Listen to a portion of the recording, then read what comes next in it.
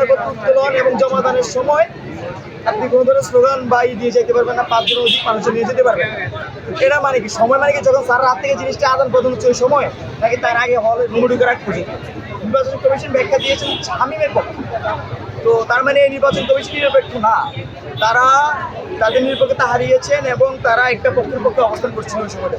এখনো এই নির্বাচন কমিশন এক একটা অংশে এক একটা পক্ষের অংশে কাজ করতেছে। পুরো যে সিস্টেম এখানে যেহেতু আগে থেকে যাদের টিচার আছে, যাদের আগে থেকে কর্মকর্তা কর্মচারী আছে, তারা ওটা নিয়ন্ত্রণ করতেছে এবং এক একটা অংশে এই বিষয়ে কাজ করতেছে। এজন্য মাল্টি টাইপের অভিযোগ আপনাকে শুনতে পাবে। এখানে আমরা তো দলে শুনেছি, আমরা শামসুল্লাহর হলে একজন সাংবাদিক, সারা বাংলা নিউজের সাংবাদিক, কৌশিক, ঢাকা বিশ্ববিদ্যালয়ের উনি রিপোর্টার। তো তিনি জানিয়েছেন যে শামসুল্লাহ হলের সকালে জন্য একটা ঘটনা ঘটার চেষ্টা করে 21 হলে সরাসরি প্রমাণ পেয়েছে। রোকেয়া হলে তো দেখে কি হয়েছে।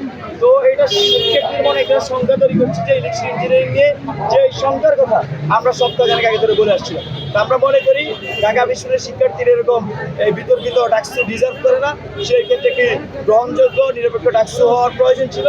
এবং আমরা এখনো আশাবাদী যে ঢাকা বিশ্ববিদ্যালয়ের শিক্ষার্থীরা এমন ব্যালট বিপ্লবের জবাব দিবেন, এখানে এইসব যারা এইসব পরিস্থিতি করতেছে তাদেরকে মূলত জবাবটা দিবেন।